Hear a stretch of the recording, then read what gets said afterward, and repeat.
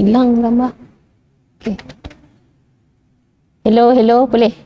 Boleh Testing. Okey, Assalamualaikum dan selamat sejahtera kepada semua peserta kursus. Saya ucapkan selamat datang. Mungkin ada yang dah pernah datang tapi tengok daripada luar saja, ataupun dah pernah masuk tapi tak pernah sampai ke bahagian fakulti kami lah. Sebab kelolaan kursus ni di bawah Fakulti Kejuruteraan dan Sains Hayat. Dan kursus ni merupakan kursus asas. Jadi memang peringkat yang paling fundamental lah. Yang mana kita akan lebih kepada teori daripada praktikal. Praktikalnya pun di bahagian petang nanti, yang mana katanya bukanlah yang bersifat pemasangan dan sebagainya kepada more teknikal, tak. Kita lebih kepada bermain-main dengan anak pokok, macam mana penyemaian biji benih dilakukan melalui sistem aquaponik.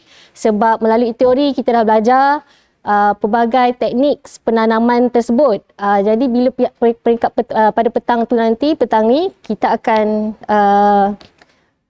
dedahkan para peserta kepada teknik macam mana nak buat semaian, dan juga teknik macam mana kebetulan di dalam sistem aquaponik kami kita dah memang ada anak pokok yang dah boleh untuk ditransfer ke grow system lah. Jadi mungkin boleh ambil pengalaman sedikit di situ. Dan diharapkan melalui selepas siri kursus asas ni, saya mengharapkan peserta-peserta yang samalah dapat menimbulkan minat untuk yang siri ke seterusnya, yang mana kami merancang lebih kepada teknikal dari segi pemasangan, penyelenggaraan. Maksudnya para peserta yang mengikuti kursus yang siri kedua tu, dia dah ada pengalaman dan mungkin dah mula membina sistem sendiri. Mungkin pada along the way tu ada permasalahan nak dikongsi, nak update, nak improve, mungkin dalam siri kedua tu nanti insya-Allah. Jadi diharapkan siri pertama ni dapat menarik minat peserta lah. Okey, sebelum kita start, saya nak tahu sedikit lah latar belakang peserta saya supaya saya tahu fokus saya ni nanti nak ke mana lebihnya. Jadi dengan adanya pengetahuan ataupun sedikit latar belakang daripada peserta, jadi kita boleh taklah secara formal kan nak bercerita tu, kita lebih narrow down ke bahagian mana yang saya nampak latar belakang ataupun target peserta datang ni nak lebih fokus kepada bahagian yang mana. Sebab saya tahu mungkin ada di antara peserta yang dah memang tahu ilmu pasal aquaponik ni, mungkin cuma nak secara formal belajar, dan mungkin lagi expert kot daripada saya sistemnya, tapi mungkin nak tahu pengalaman masing-masing kan, mengambil pengalaman masing-masing untuk diperbaiki dalam sistem aquaponik sendiri ataupun yang telah dijalankan lah. Boleh ya bagi kerjasama, sebab saya nak tahu nanti untuk saya jugalah, untuk saya fokus lebih kepada bahagian mana yang saya boleh bantu para peserta lah dalam kursus hari ni. Boleh ya? Kita mulakan yang paling jauh sekali ni. Saya berbesar hati lah. Mungkin salah seorang. Okey, macam saya, sorry. Nama saya Imi Fazlina binti Hashim lah. Minta maaf, sorry ya, lebih kepada peserta. Saya pun kalau ikutkan masih lagi belajar dalam bidang aquaponik ni. Cumanya bila pihak UNICEF di bawah Fakulti Kejuruteraan diberi sedikit geran lah, peruntukan untuk membangunkan rumah hijau, dan kami pun belajarlah daripada company yang pihak kami pilih untuk bangunkan rumah hijau. So dia come to the package yang mana dia bangunkan sistem rumah hijau yang para peserta dah nampak tadi kan. Dan dalam masa yang sama dia conducted training untuk kami sampai kami boleh menghasilkan produk lah. Maksudnya sehingga hari ini kami dah berjaya pun jual produk sayuran dan juga ternakan ikan kami lah.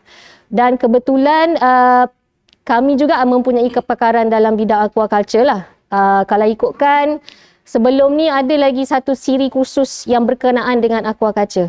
pembenihan, penternakan, terutama ikan tilapia dan juga ikan keli.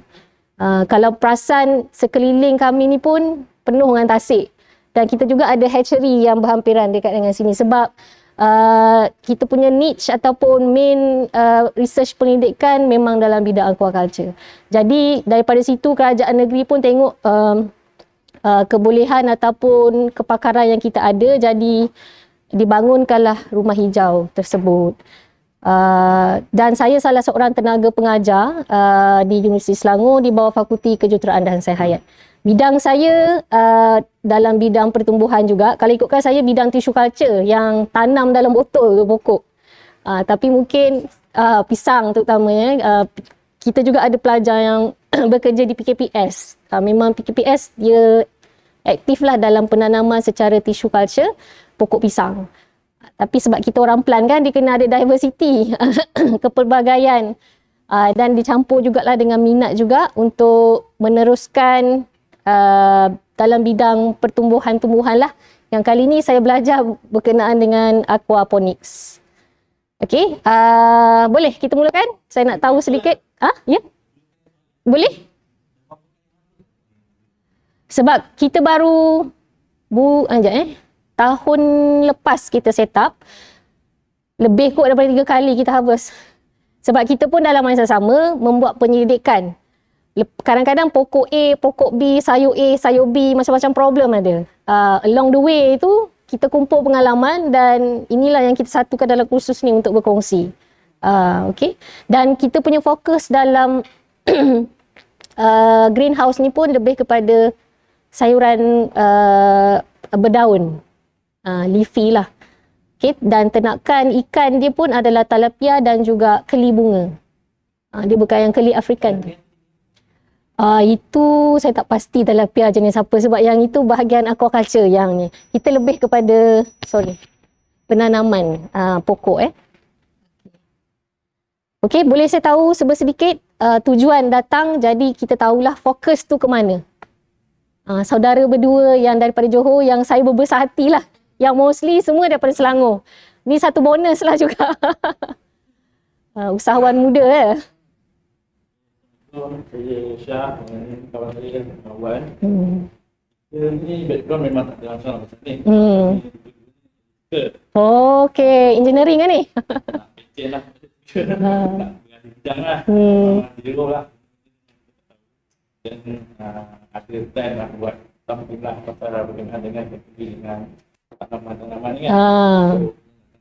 Okay. Kira memang tak ada basic langsung. Ataupun belajar tengok kat YouTube dengan Google je. Yelah. Berani tak berani? Cari tempat.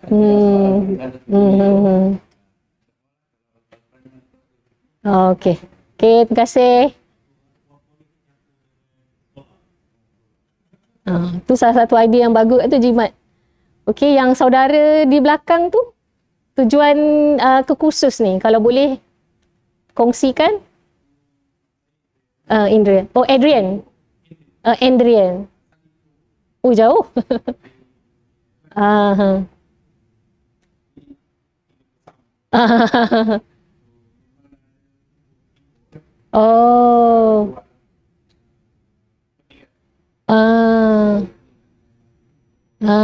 Okay. Dah ada lah ladangnya. Okay. Okay, terima kasih. Boleh yang lain? Yang ni memang dah, kiranya memang sebelum ni belajar bab fertigasi lah. Tapi yang untuk aquaponik ni belum ada lagi pendedahan. Tapi ingin mencubalah. Sama dengan saudara ni jugalah. Okay. Salam. Hafizuddin, Alauddin. Betul.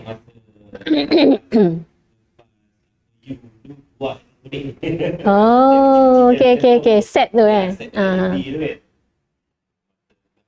Ya. Dan saya bidang construction. Tapi saya ada di sampah. Okay. PKP. Proposal. PKP. Kali tu, habis ada 16 sangat kan. So saya nak kita betul. Belum ni nasihat memang dah buat nasihat dah. Kalau bela sangka Ustaz, dia untuk hobi je. Bukannya untuk komersial kan, tak boleh sebab isu dia dalam sekitar. Cuaca yang tak menentu. Saya dah buat 5 tahun, tak pernah lagi beribun pun lagi. Kita buat TI, apa semua. Susah payah tu Nak buat yang kita beribun tu air. Sana saya tak beribun tu air. Yelah luaran ya.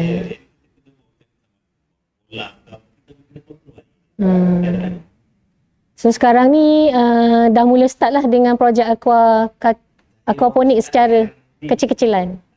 Belikan nak berjaya dulu dalam tu. Campur tambah apa Pokok ke? Kira dah ada ilmu sedikit lah berkenaan dengan aquaponik ni. Sebab dah start dengan hidroponik kan.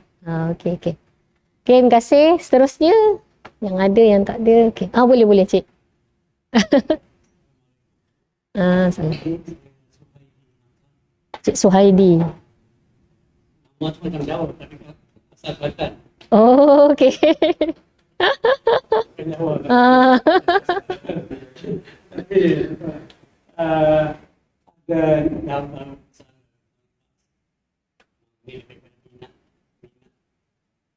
pada cuba sikit-sikit boleh cuba lah sikit-sikit.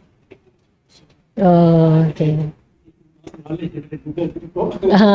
Betul. Kadang-kadang kita nak kongsi pengalaman daripada orang-orang kan, termasuk juga ilmu pun penting juga.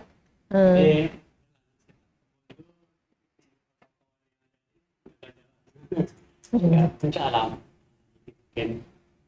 Nak try close lah. Okey. So dah mulalah ni di Puncak Alam. Buka.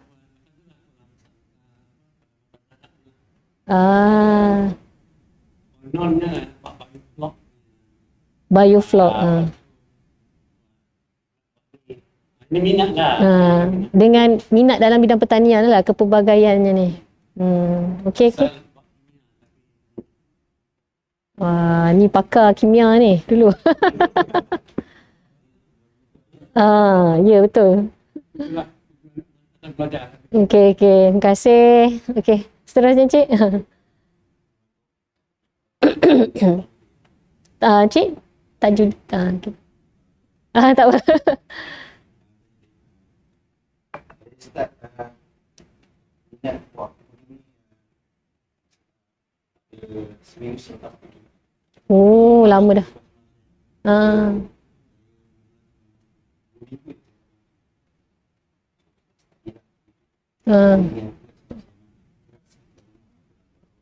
Yelah. Pergerakan terat.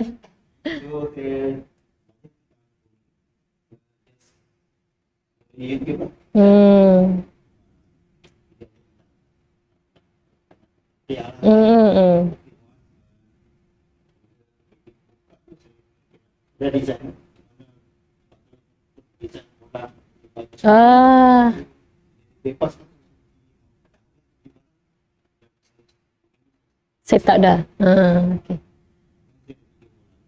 3 kolam di rumah lah, di rumah.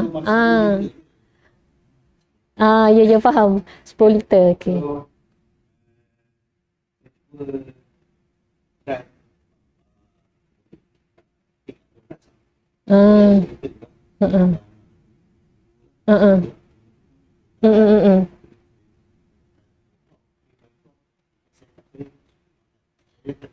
Ikan cakap. Oh, ni lagi high end ni lagi.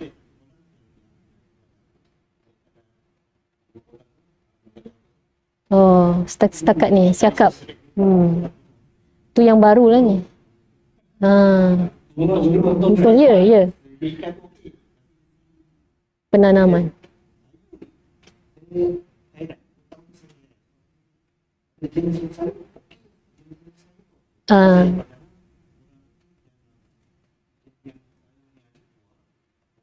Hmm.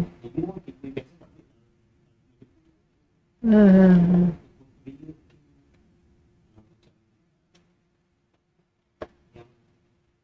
Yang yang Honey. Oh, buah pun pernah cubalah. dia Hmm. cair yang Kualiti buah memang out daripada penanaman biasa. Okey.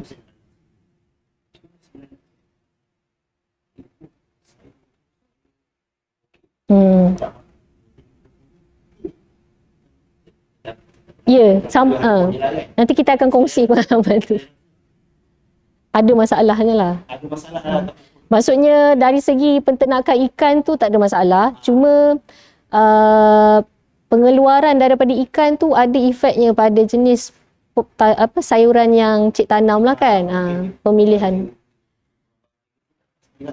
Sebab 10 liter air.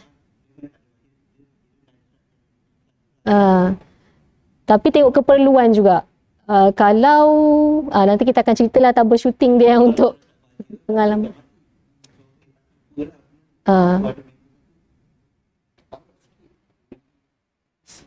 Saya bagi saya waktu dia rupa dia punya sukatan lah. Yalah. Tahu dia Rasanya apa yang pengalaman yang cik lalu ini sama macam pihak kami yang bangunkan rumah hijau. Kita terpaksa mencuba, jadi memang akan menghadapi situasi ikan mati, cuba lagi berapa, kalau nak letak baja, how many concentration baja nak letak, perlu ke letak baja, indikator kepada bila nak letak baja kalau diperlukan, sebab kami bersaiz besar. Macam dalam situasi encik, dalam 10 liter tangki air kan, 1000 liter satu tangki.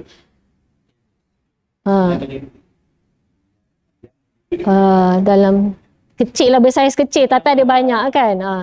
Jadi dia punya situasi tu mungkin berbeza lah. Cuma mungkin boleh kongsi apa yang kami lakukan waktu berlakunya situasi tu, nanti kita boleh kongsi. Tapi nak kata okey sekian-sekian untuk 1000 liter, kita tak boleh lah nak bagi solution directly macam tu. Tapi mungkin boleh diaplikasikan. Ya, jenis sayur tu penting sebenarnya. Memang kena cuba macam tu. Memang itu serai lagi apa? Akar dia kan? Berubi dia tu. Okey. Yalah. Ya. Itu pun yang kami lalui dengan daun dia yang bersaiz besar sekali. Okey. Boleh? Menarik. Okey, yang berdua ni sama dengan yang kawan tadilah. Memang tiga-tiga minat sama. Maksud saya minat dalam bidang pertanian ni lah. Apa yang mendorong?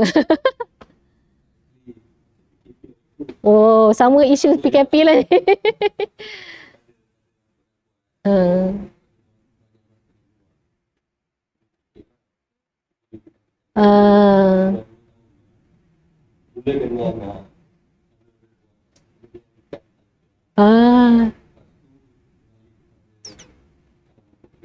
Tapi Perak memang banyak. Dulu pun kami buat research pun ambil ikan semua anak benih daripada Perak. Start dengan masa PKP. Tilapia.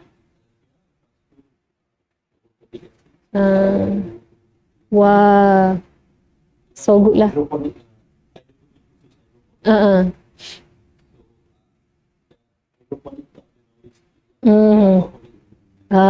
Okey. So maksudnya kebun fertigasi tu memang tanah persendirian bertiga lah ke? Okey, tapak sewa. So dah berapa kali pengeluaran? Sebab dah 2 tahun dalam 2 tahun banyak kali lah. Sudah ada market dekat luar lah. Okay, good things lah. So ramai yang businessman ni sebenarnya. Okay, so thank you untuk penerangan ringkas berkenaan dengan latar belakang saudara-saudara sekalian. So saya harapkan dengan perkongsian saya hari ini dapat sedikitlah ilmu, walaupun sebenarnya you all semua dah ada dah. The idea ilmu tu dah ada, tapi mungkin along the way ni mungkin ada boleh interrupt dengan soalan-soalan melalui pengalaman saya ke atau pengalaman peserta yang kita boleh kongsikan lah sepanjang kursus pada hari ini. Okay, so kita start lah Okey, kandungan kursus pada hari ini seperti yang saya katakan lah kursus ni asas. So saya tak nak macam peserta ada high expectation tentang pemasangan macam mana model aquaponik tu di set up. Itu mungkin coming soon kami akan adakan kursus tersebut lah, yang mana kita sendiri nak come out dengan sendiri model. So kita macam-macam ada model aquaponik ni, tapi as long as kita follow the teori kitaran air tu betul, macam mana model nak buat macam mana pun terpulang kan. So saudara-saudara ataupun peserta pun sendiri ada kepakaran masing-masing kan, ada yang dah pernah jual pun set hidroponik. So melalui teori tu boleh ada kepelbagaian model lah sebenarnya. Okey, kita akan go through berkenaan dengan objektif itulah, dan until sampai yang peringkat nombor 9 ni, okey, masalah-masalah berkaitan ni saya tak fokus kepada yang general one. Mungkin daripada situlah perbincangan saya akan kongsikan apa masalah yang kami hadapi, dan mungkin daripada peserta yang dah memang ada sistem aquaponik masing-masing, sejauh mana pergerakan ataupun perkembangannya kita kongsikan dekat situ. Sebab kalau melalui teori memang akan ada masalah berkenaan dengan katalah faktor pH ke dan sebagainya, tapi tu general. Macam mana masalah berkenaan dengan pH tu kita kongsikan nanti di peringkat akhir lah, yang mana selepas tu sebelah petang kita akan saya akan mengajak semua peserta membuat lawatan ke rumah hijau kami, yang mana sistem aquaponik kami adalah bersifat indoor. Dan kita set up di dalam kita panggil rumah hijau lah, greenhouse. Okay, kita move on As objektif, kita ada 2 objektif, yang mana the first one tu lebih kepada knowledge lah untuk kita terangkan kepentingan dia. Itu yang penting lah. Ada yang kata untuk for own keperluan sendiri, tak ada nak target untuk bisnes, dan mungkin kalau yang berskala besar towards that, untuk yang business lah fungsi sistem tu penting sebab at the end of the day kalau tak tahu, kita tak tahu yang mana kita nak set up, yang mana senang, yang mana produce more. Itu ada banyak sebab sistem ni dia cater pada apa keperluan, apa tujuan dan apa yang kita expect daripada setiap model. Setiap model yang ada dalam sistem aquaponik ni dia ada kelebihan dan ada kekurangan. Kekurangan dia tu taklah sampai too obvious lah, maksudnya kita tak boleh pergi dengan this model. Boleh, tapi ikutlah, mungkin mengikut apa yang kita nak dalam along the way kita set up aquaponik ni. Kalau pengeluaran kecil, dua-dua sistem boleh. Kalau berskala besar, mungkin perlu ada perlu ada penganalisian yang lebih mendalam lah, which model yang lebih fokus ataupun yang lebih kepada apa yang kita nak, objektif yang kita nak. Dan yang kedua ni, ini yang saya rasa ini yang sebenarnya kebanyakan para peserta yang mungkin yang dah ada sistem, mungkin dia akan lebih fokus lah kepada the last one ni. Okay, along the way masalah, masa nak set up pun ada masalah. Along the way, selepas set up dan juga kami ni daripada awal sampai akhir, masa nak menguruskan harvesting plant tu pun ada masalah juga. Mungkin sebab buyer, dan bila kita dah harvest dalam kuantiti yang banyak, tak ada supply, tak ada pembeli, dan tu pun masalah juga, storage last. Itu pun nanti kita akan kongsikan, tapi di peringkat akhir lah. Yang lebihnya kita akan objektif satu ni lah, kepada mereka-mereka yang masih baru, yang masih ada idea pasal aquaponik tapi secara informal punya ilmu ataupun knowledge. Dan diharapkan hari ni kita dapatlah capai yang objektif satu ni. Objektif kedua ni along the way, selepas kita dah gone through asas-asas yang penting dalam aquaponik ni, mungkin kita akan gone through ataupun kita akan gone through lah masalah dalam aquaponics ni. Okey. Pengenalan. Okay, saya rasa ni dalam Google ni banyak idea ataupun berkenaan dengan aquaponik. Tapi yang penting sekali, kalau kita lihat kat sini, yang saya ambil daripada jurnal Fitri ni 2018, mengatakan yang dia bukan berasal daripada kita punya negara lah, daripada negara luar sejak dulu lagi. Okay, yang mana kita ni lebih kepada konvensional. Apa-apa pun pokok fikir kena dengan tanah saja. Kalau dululah kita terlampau sempitkan our ideas of planting ni. Sebab kita tak ada idea kan. Selalu pokok tanam dengan tanah saja. So sedangkan dan bila ada come up the idea berkenaan dengan aquaponik ni, iaitu kombinasi ternakan ikan dan tanaman dan menggunakan air tanpa tanah. So dia jadi macam wow, it's a big idea, macam idea baru ke ni, boleh ke kalau mereka yang tak ada idea ataupun knowledge. So tanpa tanah boleh ke pokok tumbuh? Sebab dia fikir sebab sama hari ni only tanah saja survive everything. Tapi dia tak tahu dalam tanah tu sebab apa pokok boleh survive. Itu pun memerlukan knowledge juga. So dalam tanah tu akar tu yang sebenarnya memain peranan cari air dan nutrien yang ada kan. Jadi medium penanaman tu sebenarnya bukan hanya kepada tanah saja. Tu yang come up with the concept hidroponik lah, aquaponik lah, yang mana unsur perkataan tu sendiri ada kombinasi penggunaan air. Okay, hydro, aqua. Hydro dan aqua tu adalah terms yang digunakan daripada international one, menunjukkan maksud dia air. Okay. So asas dia adalah kombinasi ternakan ikan dan tanaman. Okay. Maksudnya ada aquaculture means ikan, peternakan ikan, dan juga hydroponik. Dia apply dua tu lah sebab pokok dan akarnya kepada tanah. Kepada air. Hydro kan. So yang membezakan dia sebenarnya itulah. Kalau hidroponik dia tak ada ikan dekat dalam tangki bawah tu. Kalau aquaponics dia ada kehadiran ikan. So maksudnya boleh dapat dua sources of the food dekat situ. Yang aquaponik dan hidroponik ni pun kalau kita lihat negara sekarang dah terus ke situ sebab jaminan makanan untuk in the future kan, tak bergantung kepada nelayan lagi sebab kita sendiri dah boleh ternak. Food security sekarang ni menjadi satu topik yang hot lah sekarang ni pada our country. Tak kira lah pelbagai jenis ikan, tapi sendiri food sources tu maksudnya kita buka je pintu kat rumah kita dah ada dah kita punya sources of the food. No need to go to the market nak beli lagi. Dia rajin dengan tak rajin je lah. Okay, untuk yang survivability hidup sekarang ni. Okay. Again, kombinasi aquaculture tu tadi ialah sebab ada penggunaan ikan dan juga ada konsep hidroponik because tanaman tadi ditanam seolah-olah dia hanging dekat akarnya hanging di bawah air.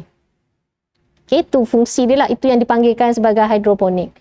Kemudian konsep ataupun asas dia lagi satu, tanpa tanah, so dia ada error tu, dan juga melalui kitaran air. Dalam satu kitaran air tadi. Macam mana ikan tadi berfungsi menyalurkan nutrien kepada tumbuhan dan kemudian hasil buangan tumbuhan tu tadi bersih atau tidak masuk semula ke dalam kitaran air, diguna balik oleh ikan dan seterusnya.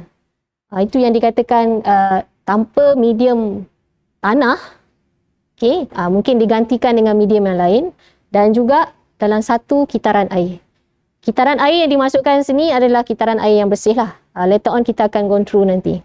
Apa maksud kitaran air yang bersih dalam sistem aquaponik ni tadi. Konsep ada 3. Okay. Ada 3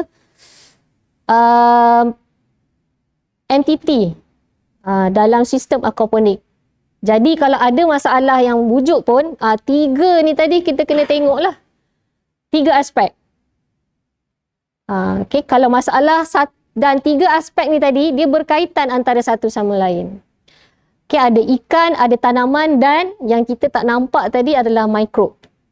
Okay, mikrob ni adalah yang yang environmentally friendly lah dengan sistem ataupun dalam proses penghasilan nutrien supply kepada tanaman. Okay, macam mana dia boleh berfungsi dengan bagus dan Kita panggil microbe ni kalau dalam Google ke dalam buku kadang-kadang dia refer kepada EM, effective microorganism. Ada juga buku yang refer EM. Kadang-kadang tak tahu.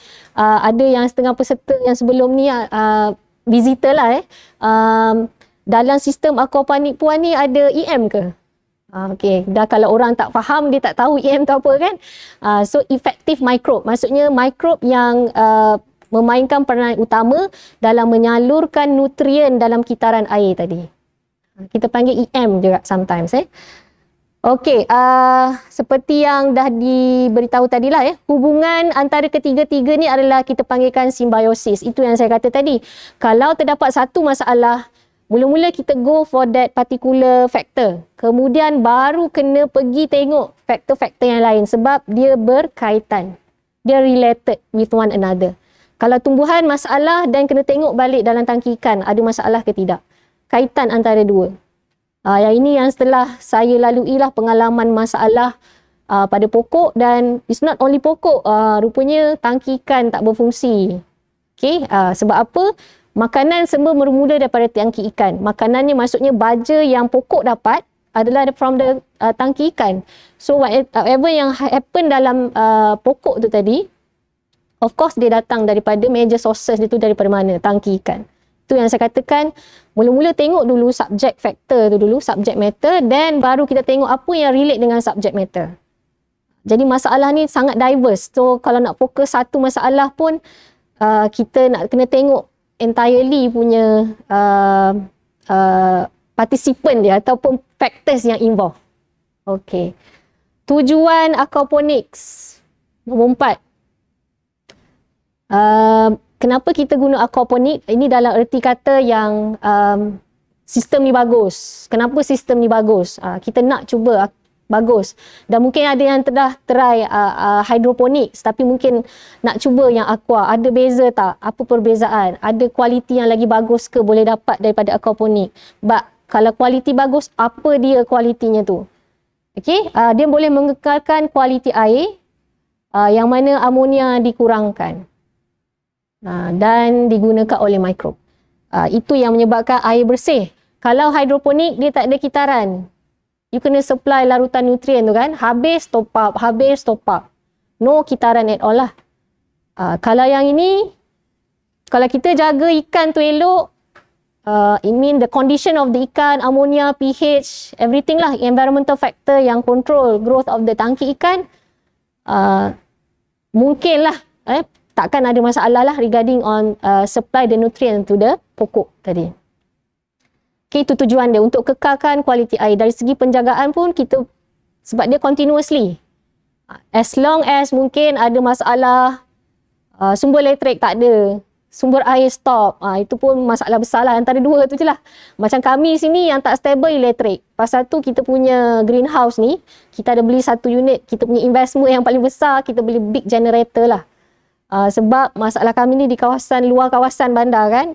So kita memang ada big generator sebab elektrik almost tak stable. Yang mana bolehlah bertahan 48 jam. Dalam waktu tu selalunya masalah dan dapat diselesaikan lah. Kena fikirlah untuk yang berskala besar lah. Kalau untuk berskala kecil saya rasa tak ada masalah. Ini yang kalau outdoor, itu mungkin ada problem yang kena difikirkan lah. Okay? Okey, dari segi kepelbagaian, mungkin hobi dan juga satu perniagaan ataupun untuk kegunaan sendiri. Sources kan, food sources, jaminan makanan, semua sekarang nak kena jimat. Harga makanan semua tinggi, gaji tak naik-naik. Okay. Itu memang problem universal. Okay. Mungkinlah Dan disebabkan model aquaponik ni ada pelbagai. Kalau you all, saya percayalah dalam YouTube, pelbagai model ada, bertingkat-tingkat.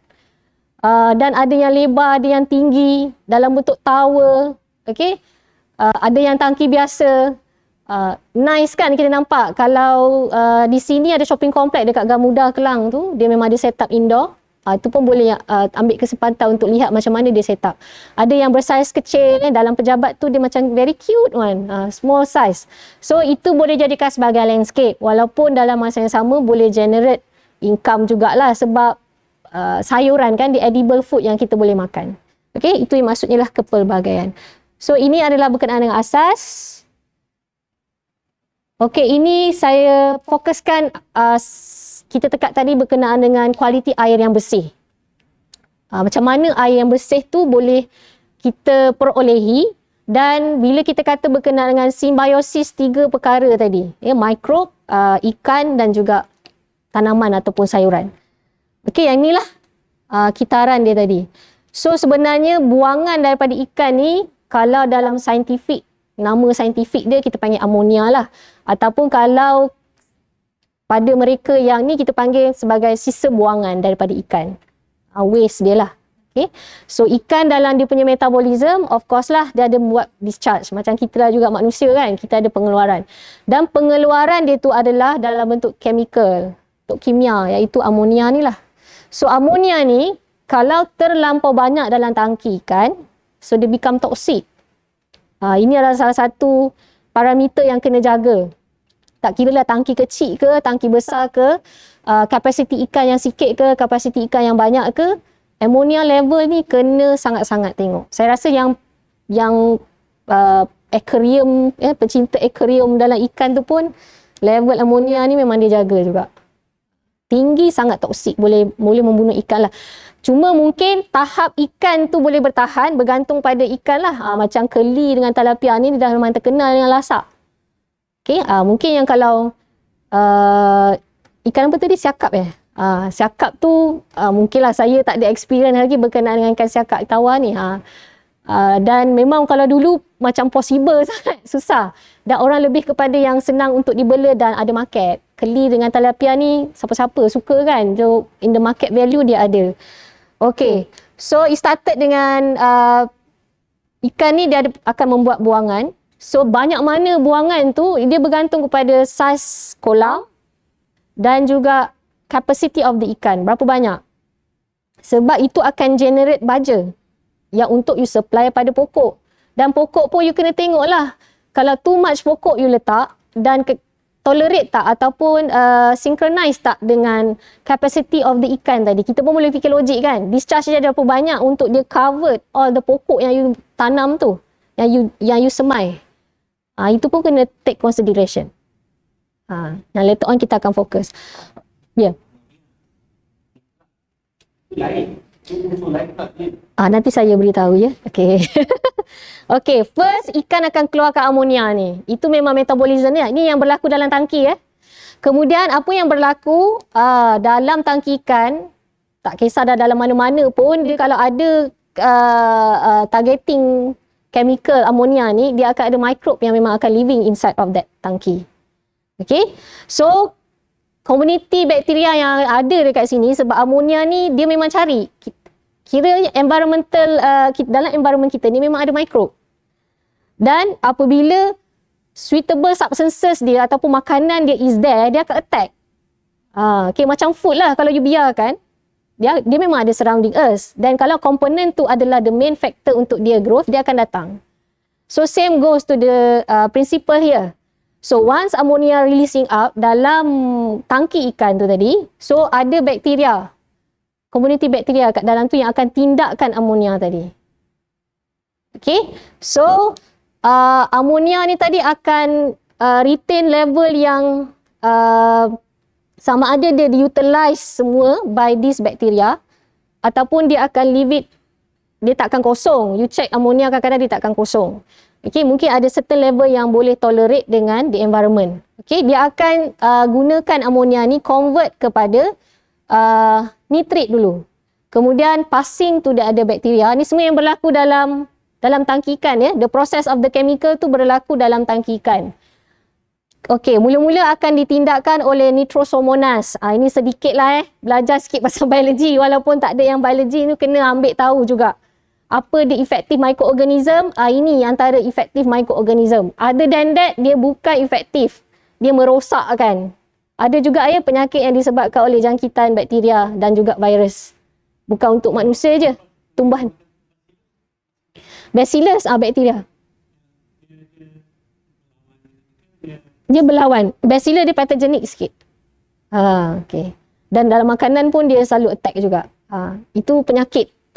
Kalau yang kita panggil efektif, yang friendly, dua ni. Nitrosomonas and Nictobacter. Dia ikat nitrogen dekat cycle kita. Ya.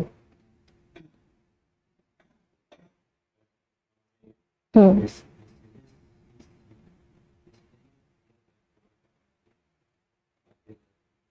Hmm.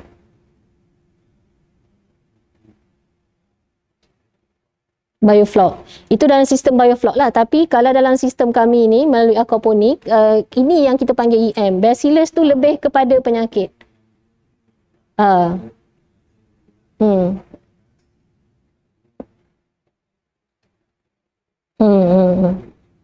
Kita tak nampak.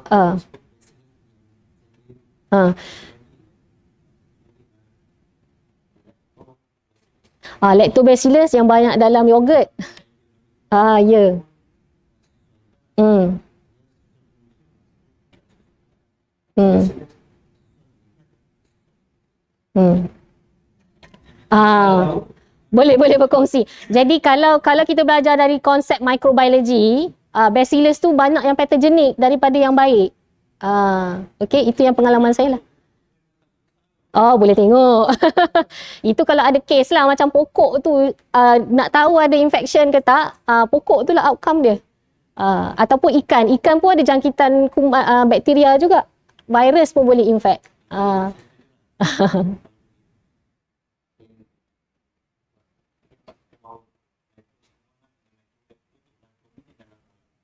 Betul.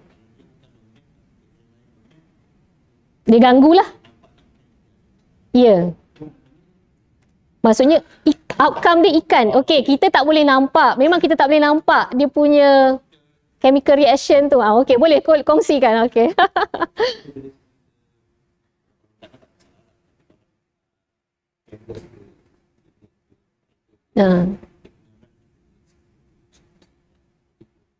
Ya. Conditioning kita panggil.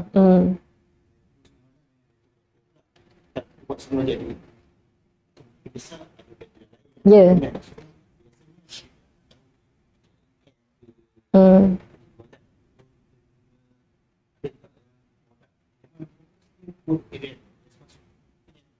Ya.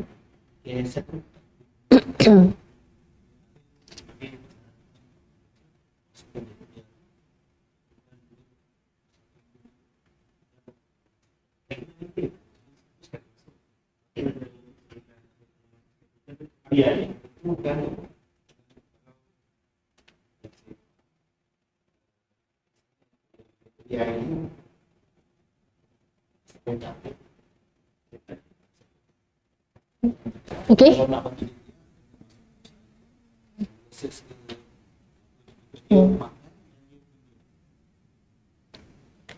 Okey, nanti kita sambung balik Okay. Ini konsep demi tak apa. Saya suka gak dengar. Ini kita just nak bagi pada mereka yang baru-baru ni lah yang baru nak tahu apa tu aquaponik. Selalunya ditindakkan oleh dua microorganism yang kita panggil effective microorganism. So macam mana dia memang wujud secara naturally dan seperti kata Cik Suhaidi tadi mungkin kita boleh tambah secara add-on lah. Growth culture ni boleh beli. Tapi kita lebih yang kita gunakan di kita punya rumah hijau ni, kita lebih kepada natural lah. Okey. Okey, peranan mereka berdua ni, amonia tadi akan ditindakkanlah, ditukar yang akhirnya kepada yang kita panggil nitrate ni. Nitrate tu kita kenali dia sebagai baja lah. Tapi in the scientific name dia is nitrate. Kalau ikutkan chemical structure dia NO3 ni lah. Okey, baja. Mana datangnya baja is from the ammonia. So ammonia tu adalah hasil buangan daripada ikan yang mana dia sangat valuable lah kalau dua microorganism ni successfully converted dia kepada the final product baja. Kalau susah lah kan nak ingat nitrate, nitrate tu, at the end baja. So bila baja ni dah di-convertkan from ammonia, so kita akan supply. So ada pump lah yang akan tolak dia. Okay. Nitrate ni kepada daripada tangki ikan kepada sistem grow bed lah. Ataupun sistem aquaponik U lah. Okay, akan ada pump lah macam mana dia boleh pergi naik dekat sistem aquaponik. Pump pun mainkan peranan. Kalau tak, result dia tu pun sebab because of the pump. Itu dalam proses selenggaraan itulah nanti kita akan go through next series of the kursus. Okay, dia akan masuk ke grow bed dan digunakanlah oleh akar tadi akan capture lah air yang mengandungi nutrien baja ni tadi. Okay. So bila air tadi yang almost penuh dengan nitrate dah captured by the akar or pokok, of course lah air tu akan clear. Dan dia akan return balik ke tangki ikan. Sebelum nak masuk dalam tangki ikan tu, of course lah dia akan ada filter lah untuk masuk semula dan cycle tu akan start balik.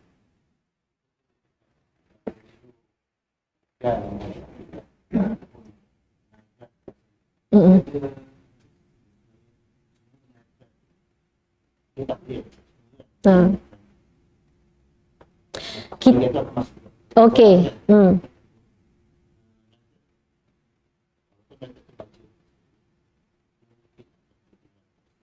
Okay. Proportionate. Yang setakat ni kita boleh check nitrate tu dekat bahagian grow bag system. Kita gunakan, kalau pernah dengar TDS meter tu, kena check lah. TDS meter tu pula bergantung kepada total dissolved solid tu kan, berapa capacity of baja, dan kita tengok jenis sayur. Saya tak adalah nak cerita sayur A, sayur kailan, sayur, ada banyak jenis sayur kan. Sorry ada sayur dia ada nitrate yang berbeza, keperluan nitrate dia. Jadi kita boleh detect kat situ sama ada nitrate ni cukup ke tidak. Sebab kita tak boleh nak confirm dekat dalam tangki ikan tu. Cuma yang kita tahu chemical reactions yang happen tu adalah penukaran dia kepada nitrate. Result dia kita boleh lihat kepada grow bag system. So dalam grow bag system tu pun akan ada sistem dia kan, air bawah tu you boleh check kalau you nak check berapa ppm nitrate yang ada. Jadi dekat situ indikator lah, kalau in between the range maksudnya okey lah, tak payah risau. Kalau terlebih mungkin you tengok result terlebih, rasanya takkan mungkin ada efek apa-apa pada pokok, dia lagi besar je lah. Kalau kurang tu you boleh nampak lah, dia layu. Kalau kurang iron dia kuning. Nanti saya akan tunjukkan results of the kurang iron tu.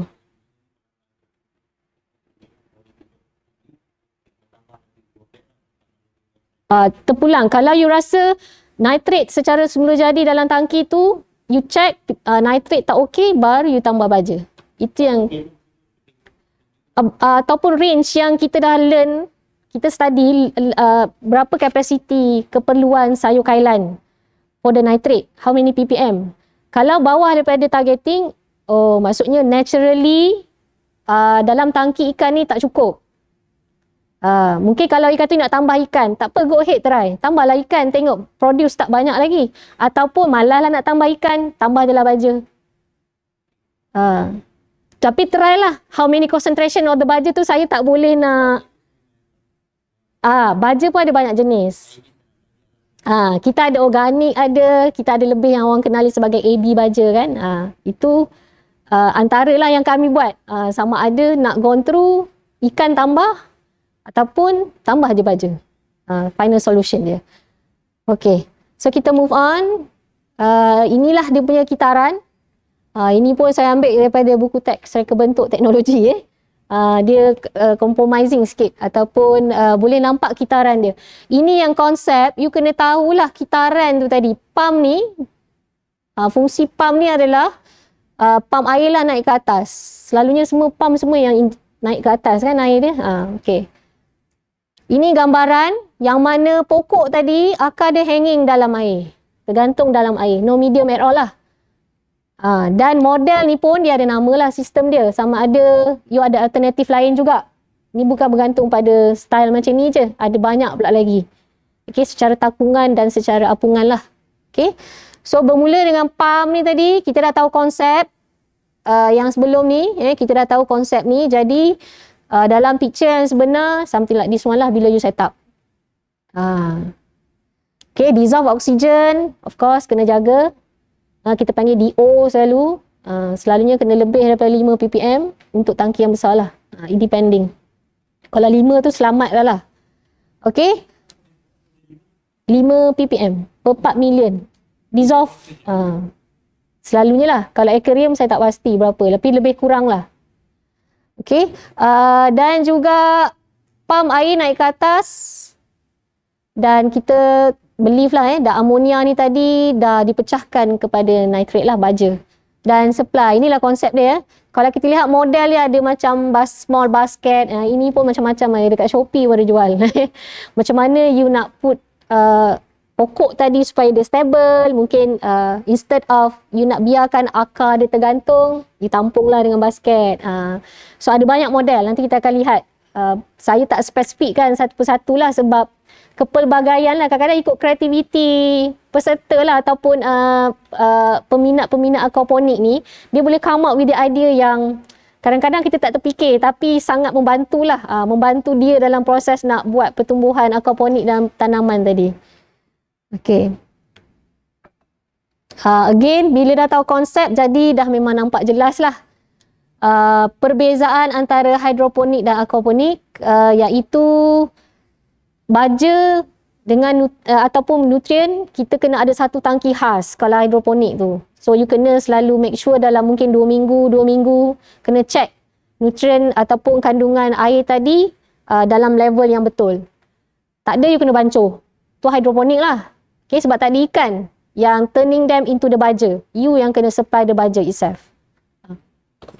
Tandas sebelah sana Okay. Belah kanan Dan disebabkan supply additional, tak ada tindakan lah, of course tidak melibatkan tindakan bakteria. Okay, tak ada EM lah. Dan air tidak dikitar semula. So kenapa saya letak agak costly sebab agak costly lah. Hasil tu pun boleh juga, tapi disebabkan kebergantungan kepada baja yang you kena supply. Kalau aquaponik ni memang adalah prone menggunakan baja, tapi kita lebih suka kalau semua sekarang ni semua natural kan, organik. Target kita adalah untuk produce yang organik. So kebergantungan kepada baja tu bukanlah satu kemestian. Yang ini must, kena, compulsory, wajib. Kalau tak hidup you punya ikan dan juga pokok tak tumbuh.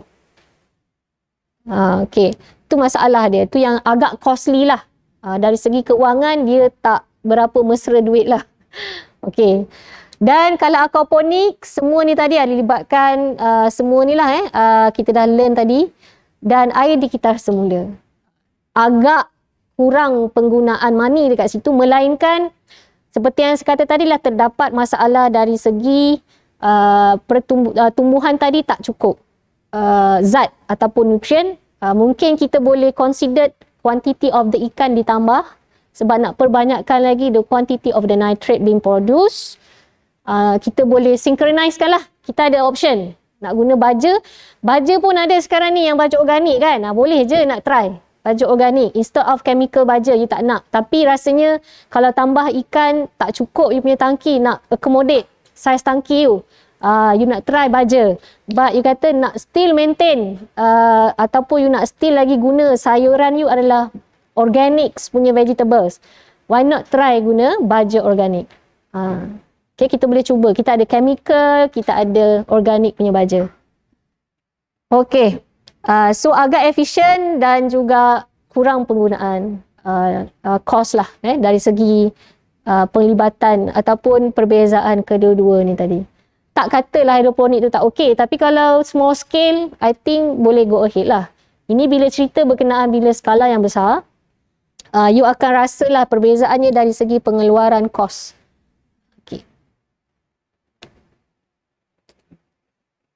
Okay, so ini ya, kita dah pergi kepada dua konsep. I think ni yang most important lah yang you kena tahu. Sebab ada pelbagai model dekat pasaran sekarang ni. Sometimes kita dah tak tahulah ini yang sistem takungan ke atau ni sistem kitaran. Dalam kelas nanti kita buat quiz nanti. Tengok you all tahu tak yang mana model ni adalah sistem takungan. Yang model yang senyum-senyum tu mungkin dah tahulah kot, expert kot. Okay, so kita ada dua sistem, takungan dan kitaran. Ini yang kadang-kadang saya pun kadang confused. Tengok dia punya model tu kan bertingkat-tingkat. Lepas tu ada cabang. Kalau you pergi Maha tu lagi you pengsan tengok. Pelbagai model dah dia buat. So how creative they are kan. Untuk sebenarnya langkah tu untuk penjimatan ruang sebenarnya bila dia buat bertingkat tu. Okay. So kita boleh lihat takungan dan kitaran. So ada dua jenis macam mana nak mereka bentuk model aquaponik. It depending lah. Okay. Kita lihat dari segi takungan ni menggunakan kolam, tangki bekas berbagai saiz kan.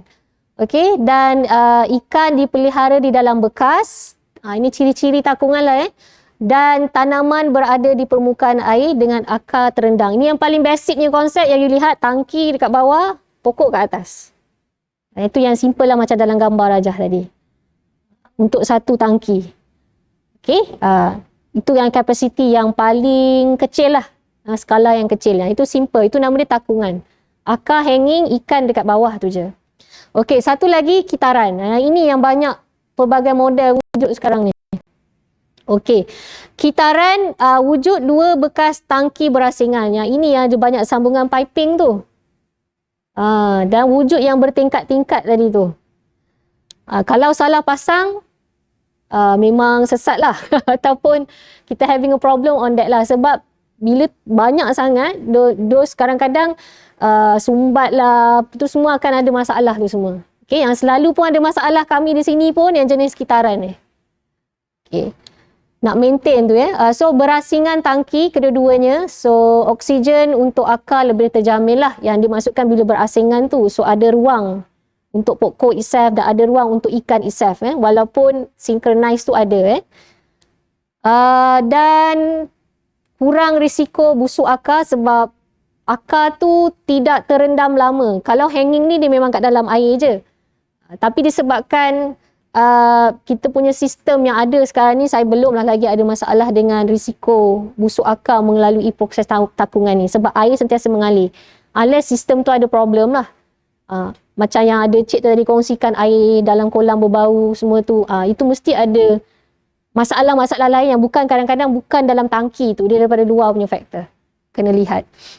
Okey. Dan dia ada bentuk media tanaman.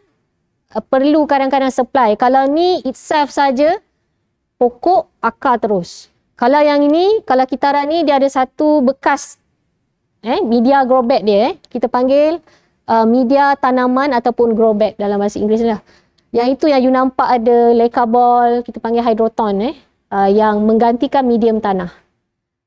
Okey, kebanyakannya menggunakan hydroton ataupun leca ball. Nanti kita akan go through yang tu. Ataupun kerikil ni jaranglah orang guna. Selalunya akan guna leca ball ataupun hydroton. Dia macam sources tu daripada clay. Dia buat daripada clay.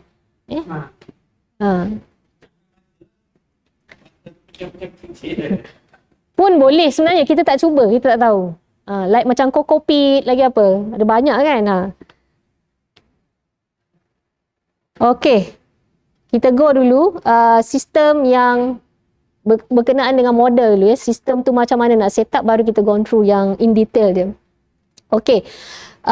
Kalau dalam bentuk what we call it sekejap.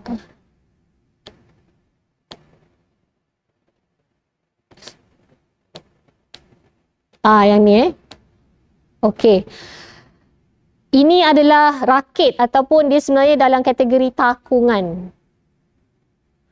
Takungan. So, ada banyak jugalah. Kadang dipanggil rafting. Kalau di kami, di tempat kami ni, sebab cikgu yang mengajarnya, menggunakan istilah deep water culture ataupun DWC. Pun ada jugalah. Ataupun kalau hidroponik, term dia digunakan rakit ataupun rafting. Okay, floating raft dia panggil. Setakat ni, tak ada lah. Okay, dan jarak ataupun deep tangki tu kita kena tengok lah ataupun susun atur dia macam mana. Kalau dalam gambar Rajah ni saya bagikan gimmick dia macam ni lah. Tapi yang actual one kita ada buat separation between that. Okay. Dan kalau tak dia makan habis lah. Betul. Okay. Tanaman di permukaan air akar terendam. Selalunya untuk support bahagian atas tu dia letak, kita panggil apa? Styrofoam tu. Nama lain apa ya? Polystyrene. Okay.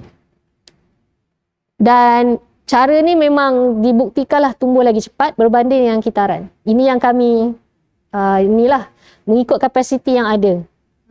Okey. Ini adalah contoh dia.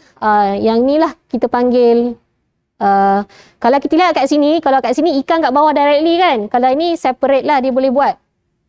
Okey. Ikan di sini dan dia supply, ada pump yang akan supply ke bahagian deep water culture ni. Maksudnya dekat bawah ni tak ada ikan ikan kat sini. Daripada sistem market. Kalau ikut yang kami punya pengeluaran lah, nampak pertumbuhan ni yang lagi cepat dekat sini sebab dia bergantung kepada sistem air, macam mana you set up air tu. Tu pun kena melalui pengalaman jugalah. Dari pelbagai model sebenarnya macam mana air tu masuk. Kan, you buatlah tower macam mana pun, tapi air tu kok mana celah dia. Sampai ke tidak pada akar, pada lubang-lubang tu, macam mana you monitor. Kadang-kadang bila air stop supply, nak restart balik, kadang-kadang dia tersumbat pula. Itu yang kami hadapi lah melalui sistem model yang kami bangun kan.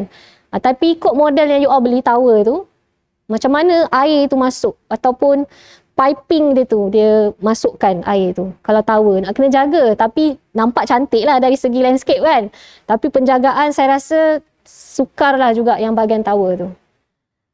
Okey, ini tadi dah ikan di sini, ini bawah tangki ni tadi, ni styrofoam tu atau polystyrene. Cover kat atas, pokok dekat atas, bawah tangki ni air. Nanti kita akan tengoklah macam mana dekat rumah hijau nanti So ni result dia bila pokok tadi dah tumbuh. Okey. Kelebihan melalui sistem rafting ni, produktiviti dia tinggi. Ni meluas sorry. Yang banyak yang gunakan konsep tu tadilah. Sebab easy to take care. Tak ada any pemasangan sambungan-sambungan ni tak important sangat. Mana yang tak suka ataupun tak reti nak menyambung-nyambung tu kan, yang belajar learn from themselves, better gone through. Kalau nak buat permulaan pun saya sarankan through the deep water culture ni dulu. Dan sedikit-sedikit you dapat ilmu macam mana nak maintain for the kitaran, tower tadi nak set up, then baru go ahead lah on that. Tapi as a beginning one, saya sarankan rafting ni lah. Dia boleh just maintain. Dia akan mengalir piping, dia pusing. Ya. Dia maksudnya masuk pump, tapi kuantiti dia banyak kan, lepas tu dia keluar. Siphon tu yang lain, tu dalam sistem yang lain. Ada yang menggunakan siphon pun ada.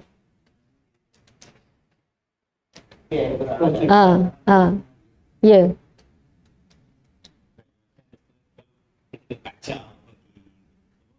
Tu kalau hidroponik. Dia kena kacau sebab larutan tu termendak kan. Dia nak supply. Yang ini tu yang saya kata, sometimes kalau tak confident, check TDS tu ataupun komposisi nitrate tu cukup atau tidak. Itu je kita punya indicator for that. Okay.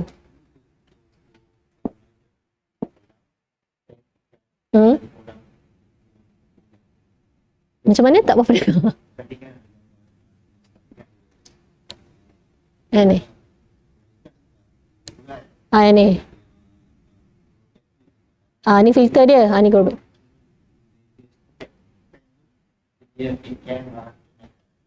Kalau saya lah, pernah lah hari tu check dekat tangki yang ni saja, dua ni. Kalau nak ni pun boleh, fish tank pun boleh. Sebab waktu kita check amonia tu, kita buat semua sebenarnya.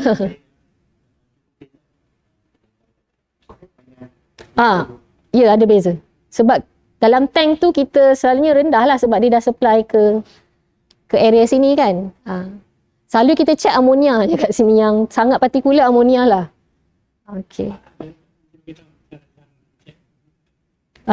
Kita ada nanti waktu petang praktikal tu kita boleh tunjukkan kit yang kita guna untuk check.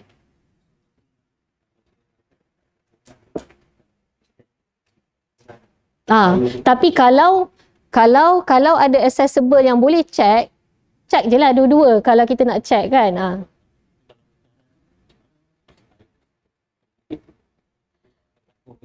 Dia keep continuously, tapi kita lihat dalam this area, range tu lah yang saya kata tadi tu, kita berpandukan pada range tu tadi yang kita dah learn. You boleh ambil dia.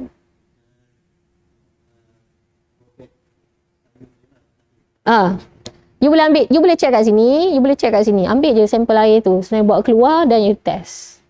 Kalau kekerapan lah, kalau you nak check by hourly ke, itu dah masuk lebih macam pada on paper pula, you nak writing kan, macam kami memang ada lah hourly, daily, 1 week berapa, tengok dia punya turun naik, fluctuate dia tu, memang kita buat lah kalau untuk research on paper lah, untuk proof kan.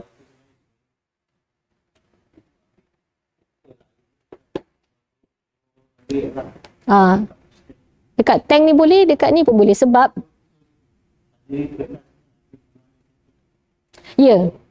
akan ada value dia lah, value tu yang edit. Selalunya keperluan kepada nak checking kalau scale yang tak besar lah kan, ataupun terhadap masalah tu, dia kalau you tengok dia punya finding result je tu, apa yang menyebabkan you nak check ikut hourly, ikut hari, depending lah sebenarnya. Dia tak boleh nak cakap everyday kena check, tak. Selalunya macam tu. Sini boleh, dua-dua boleh. Kalau ada beza pun, of course sini yang akan rendah, sini akan tinggi. Dan juga dia bergantung pada suhu keterlarutan nitrat tu. Tengok suhu time bila you ambil reading tu, pagi lain, petang mungkin lain, malam mungkin lain, tapi tak banyaklah beza, still in the range. Dia jangan terlampau panas sangatlah suhu selalunya. Jangan tengah hari tu tak advise. Pokok kan dia. Yes. Waktu tu selalunya waktu fotosintesis. Sekarang cerita pasal fotosintesis tu lah. Waktu dia buat makanan tu adalah in between pagi sampai tengah hari tu. Memang dia tengah bekerja keras nak menggunakan baja tu, makanan tu.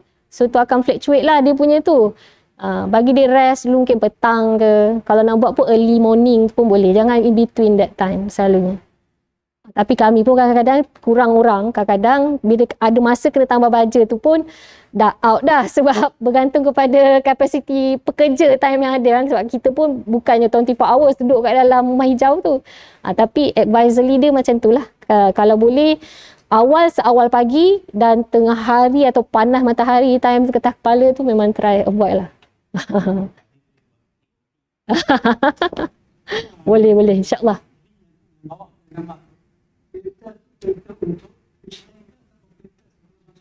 Yang mana ya cik? Ni. Ni filter, sebenarnya kita ada 2 filter lah. Ini yang sebelum masuk ke sini dan juga ada filter lagi satu kat sini yang air masuk lah. Sebenarnya dalam gambar ni.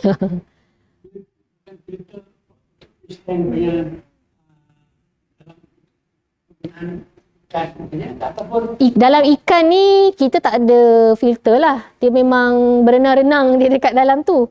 Di luaran tu ada setengah tu boleh, maksudnya air masuk dan air keluar ni kita ada 2 filter.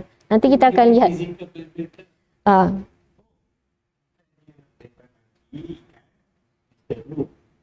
Terus masuk ke robot.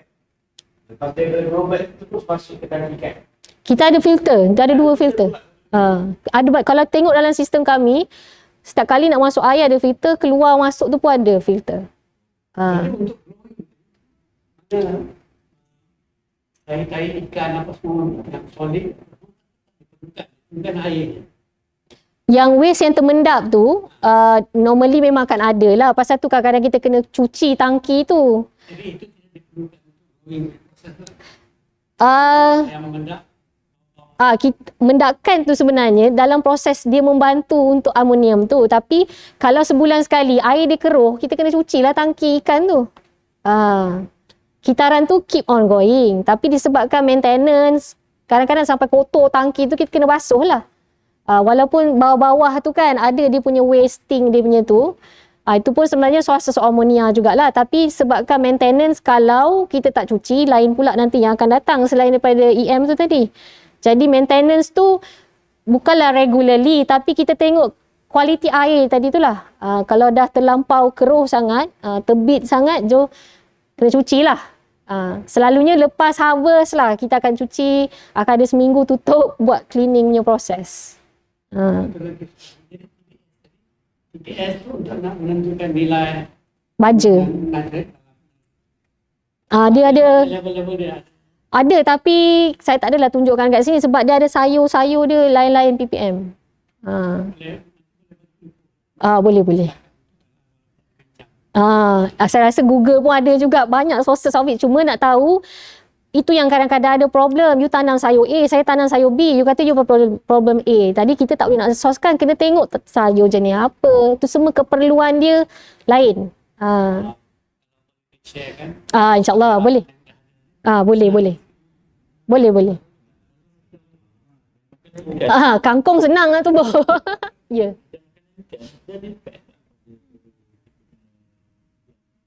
Makanan ikan, so far ada, tapi kita tak buat kajian lah. Kalau kita bagi pellet yang dari company A, company B, kita belum lagi buat kajian. Tapi saya rasa ikan tu sendiri, waste dia tu memang dalam bentuk of ammonia lah. Cuma mungkin sources ammonia punya sources tu lain.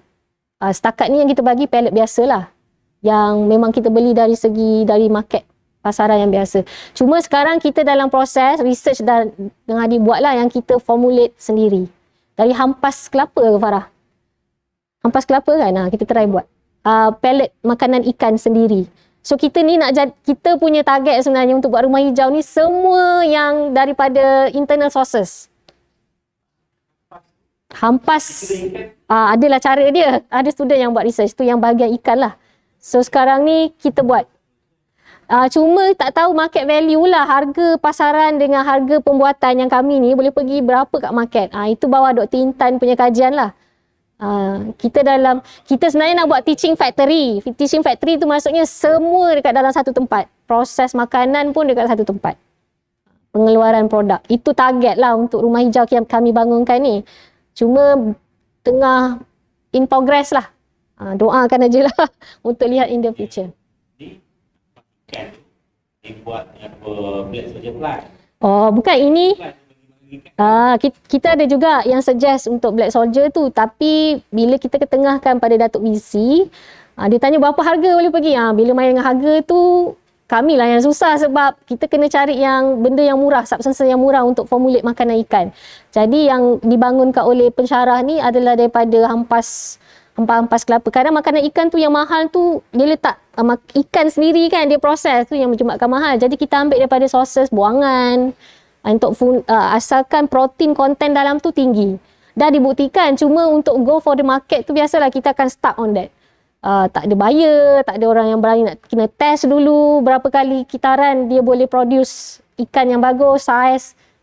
Research ni benda hidup, very difficult one lah. Okay. Kita tadi sampai mana? Rakit. Dan kita boleh stop kejap lagi lah. Dalam pukul 11 kita take a break sikit. Okay, move on. Yang ni lah. Berkenaan dengan kelemahan dia ni, saya tak rasa satu kelemahan yang besar. Potensi is there. Potensi tu ada, tapi bergantung kepada macam mana kita maintain lah. Dia mungkin akan berlaku problem sebegini, tapi sangat-sangat jarang.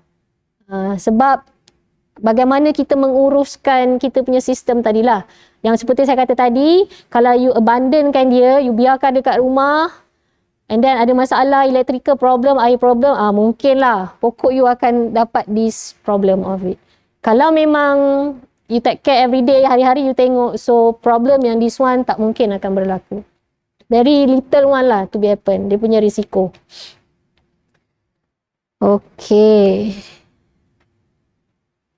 Okay. Move kita kepada yang dipanggil sebagai ebb and flow. Okay. Atau bukan abiliu, ebb and flow. Okay. Tapi kami tak panggil lah ebb and flow sebab kita bergantung kepada Kita panggil grow bag je selalu. Okay, ebb and flow ni macam susah sangat nak menyebutnya. Tapi scientifically lah dalam buku ke atau mana-mana internationally, dan juga kita gunakan ebb and flow system. Dia lebih kepada English ni one. Okay, kalau dilihat dekat sini, dia menggunakan media penanaman untuk support. Akar dia tak directly in contact dengan air. Itulah sebenarnya ebb and flow ni, akar tumbuhan not directly intact dengan air. Dia dapat rasa basah-basah air tu je. Dia tak quantity of air yang keep in touch dia dalam kuantiti yang sedikit. Okay, yang ini yang banyak cara lah actually. Kalau kita lihat dekat dalam picture ni, dia adalah media penanaman lah. Terpulang lah apa yang you nak guna. Selalunya yang kita nampak adalah hydroton ataupun bola yang kecil-kecil itu. Kita panggil hydroton ball ataupun leca ball. Leca ball tu pun ada macam-macam saiz. Besar, kecil, sederhana. Dia tengoklah kepada how big you punya bekas grow bag yang you nak set up. Tangki tu besar ke, pokok apa jenis yang you nak tanam ke pun depending. Okay. Apa ciri-ciri ni? Air pasang dan surut, ebb and flow. Pasang dan surut. Maksudnya dia tidak tergantung tu. Maksudnya ada air lalu, lepas tu dia surut dan masuk balik. Ini yang digunakan siphon tu Safety technical. Ya. Panjang lagi nanti. Okay. Dan dia menggunakan siphon. Ini pun kita ada problem kat siphon ni. Kadang-kadang dia okey, kadang-kadang dia tak okey. Masa mula-mula dulu lah sebab tak tahu kan. Kadang buka. Lepas tu rupanya bila dah buka tu kena setting balik. Dah tak, air tak naik, tak turun. Itu pun masalah juga. Kena tahu siphon tu macam mana. Dia tak sama dengan sistem kita punya toilet pump tu kan. Dia lain sikit tapi dia menggunakan siphon. Maksudnya bergantung kepada level of the water. Okey, aplikasi siphon, dia alirkan air keluar dari media penanaman apabila penuh. Lupa nak shut off, sorry.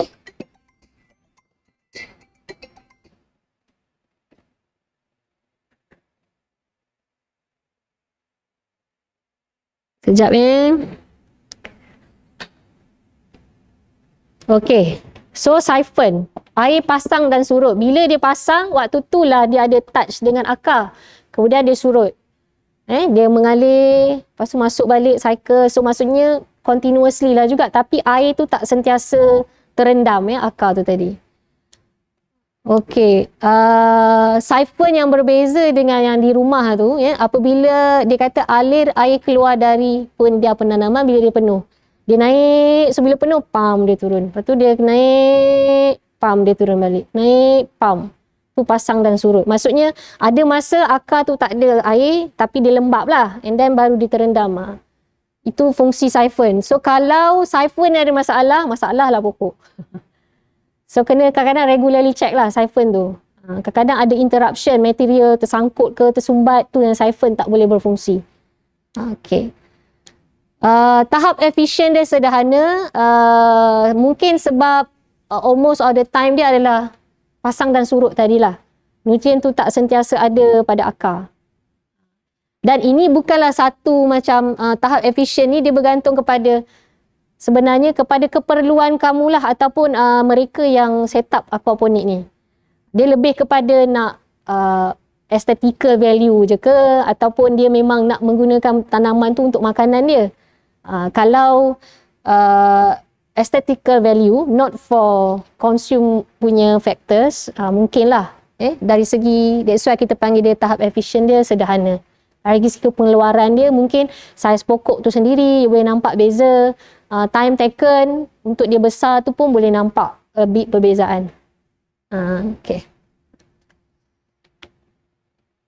Okay, ini kelebihan dia lah.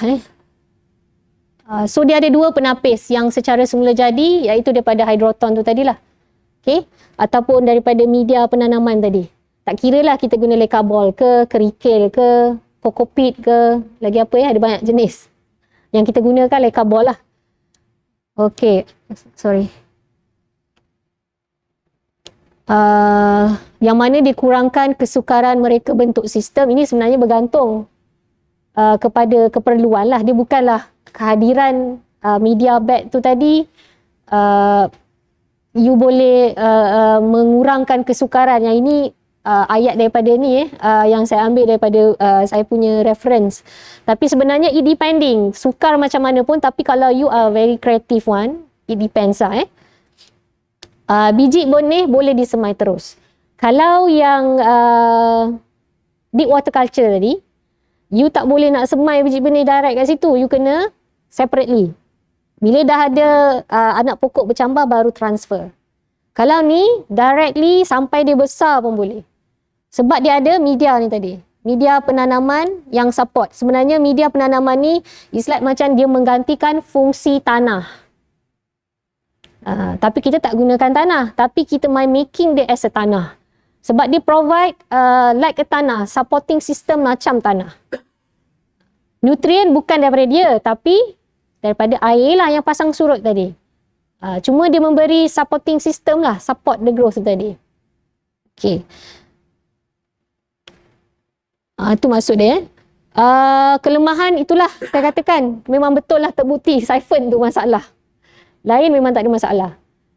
Siphon ni kadang-kadang sistem siphon ni selalu masalah. Bila you letak Leica ball banyak-banyak, kadang-kadang pun bila you basuh kan, kadang-kadang Leica ball tu dia termasuk kat dalam siphon tu. Itu yang kena buka, tengok tersumbat. Kena hati-hati juga dengan material media penanaman tu sendiri yang boleh jadi masalah nanti. Itu yang kadang-kadang ada yang letak pelbagai jenis kan, kita tak tahu yang mana boleh support the growth. Not only Leica ball, ada banyak dekat pasaran saya tengok. Kadang-kadang yang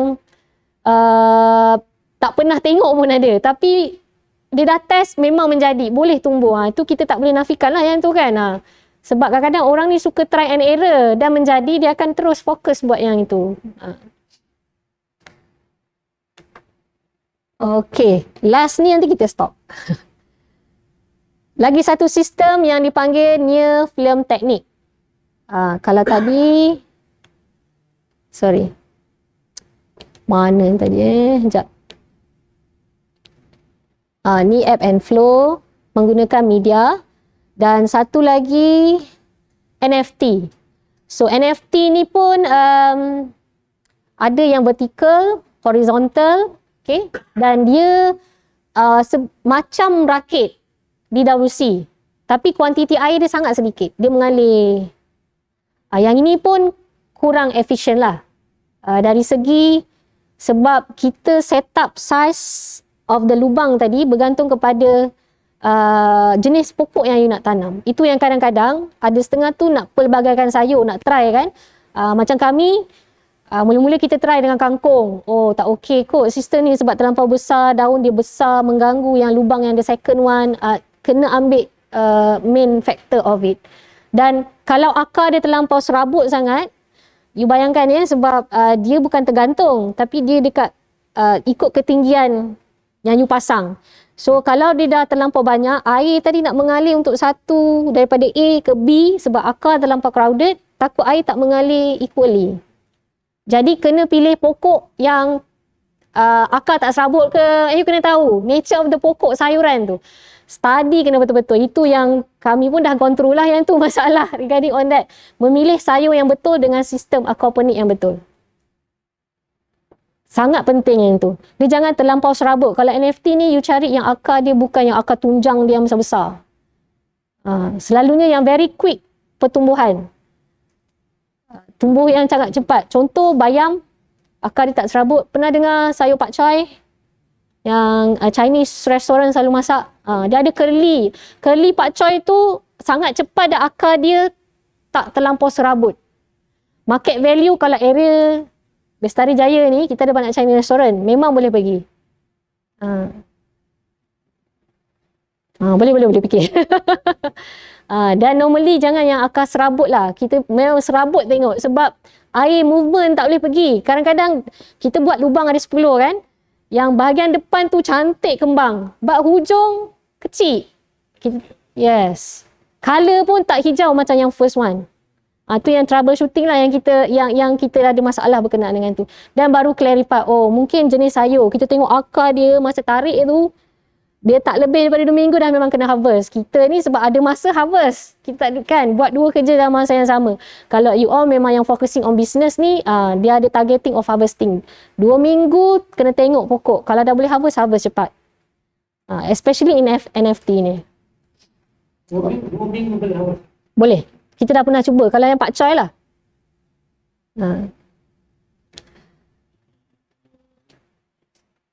ROI. Okey. Tidak guna media penambahan. Maksudnya media penanaman lah. Kita tak guna any leca ball ke, hydroton ball ke, pit, coco pit ke, tak. Dia macam DWC, tapi DWC tu macam dalam sangat air dia. Ni kita buat macam cetek saja. Okey.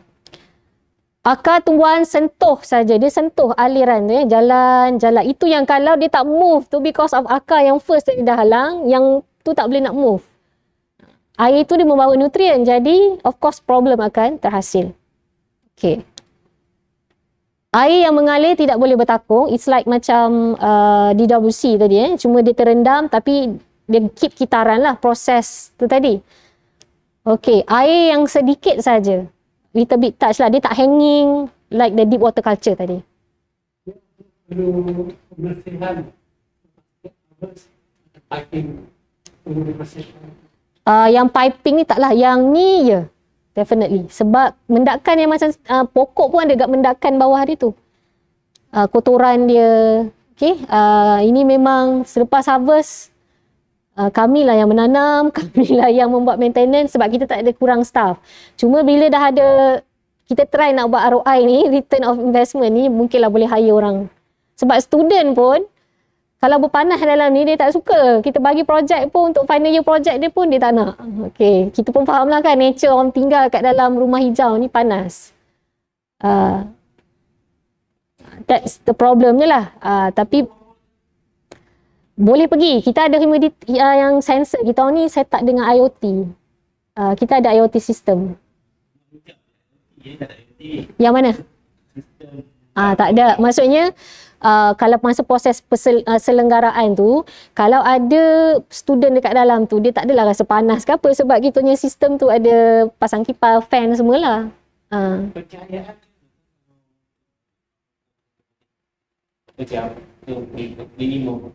Kita ada dia punya intensity of lighting yang kita set. Selalu 16 jam dengan 24 jam kan? Berapa? 16? Tak. Kita outdoor tu still matahari lah. Cuma malam tu dia ada system of the lighting yang automatically set up.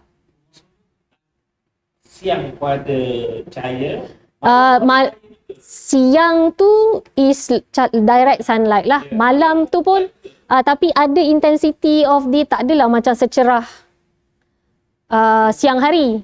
2 minggu lah. 2 minggu.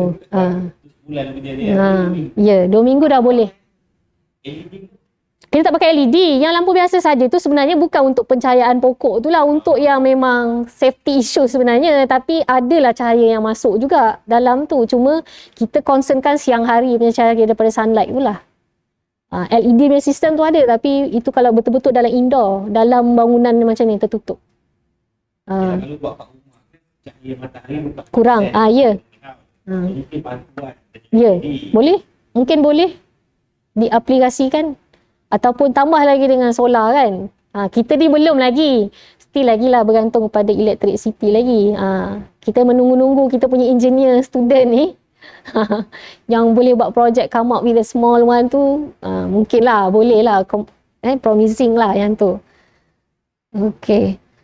So, yang ni memang kena bersihkan lah dia punya material dibuat daripada apa ni, kita kena tengok balik lah. Yang ni kita panggil stainless steel ke, plastik ke, dia depending.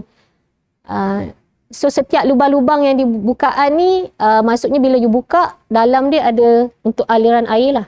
Nanti kita akan buka nanti tengok. Macam mana? Kita ada bahagian sini ada yang controller dia.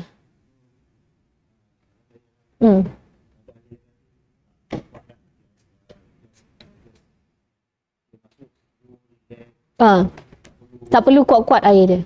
Bergantung. movement, kita nampak ada movement of it. Itu yang kadang-kadang at the beginning tu aliran air is okay, kena check juga, tapi bila pokok tu makin besar, untuk dia pass through tu kan, pressure tu you kena tengok juga sebenarnya. Every week lah, saya tak suruh hari-hari, tapi yang saya praktikkan, dia synchronize dengan pertumbuhan pokok tadi. Mungkin at the beginning kita buat pressure dia sikit je, sebab kalau pressure dia besar nanti leaking pula, air terlampau naik cepat sebab dia nipis je kan, dia punya ketebalan dia ni taklah tinggi mana. So kalau you letak pressure air yang besar, kemungkinan leaking tu ada, dia jatuh. Sebab kadang-kadang pressure ni bila you setting, yang keluar air tu kadang-kadang bukan yang dia merebat-rebat kan, dia bukan yang lurus. Dia ikut setting piping kat sini. So mungkin mula-mula tu slow, and then bila nampak pokok dah agak big, tambah sikit sebab dia nak pass through size of the akar tadi kan. Bergantung jugalah. Monitoring tu is important lah kalau dalam awal-awal ni. Kek dah ni.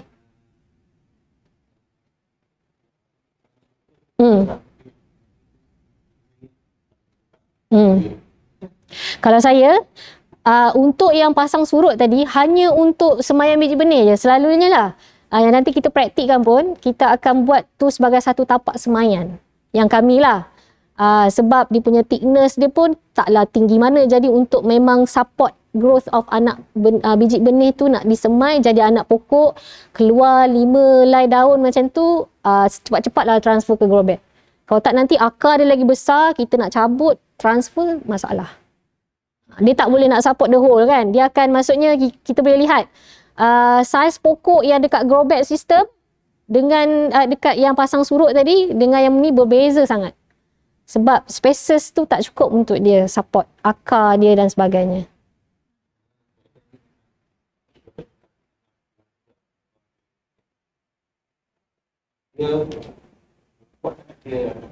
Ya. Ya. Tak tahu air tengok kat bawah aja. Memang itu selalu kerja saya. Ya. Ya. Jenis saya pun kena tahu. Itu yang melalui pengalaman lah, tu yang kita kongsi, tu yang saya suka dengar juga, masalah yang sama. Tu maksudnya universal lah masalah tu, bukan pihak kami je, besar tu atau skala kecil sama je kan, air tu kena betul-betul jaga.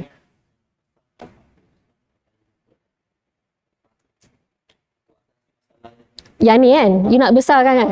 Ya, saya pun bila kita dah nampak macam ni, baru kita rasa macam kita dah jadi, lepas ni kreatif lah, kita tahu saiz ni kena besar, yang boleh provide.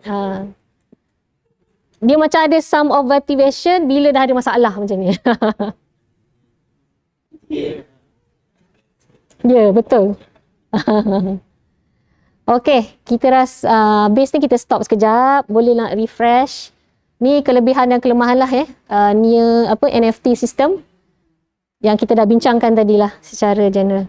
Okey, kita start balik sebelah suku boleh?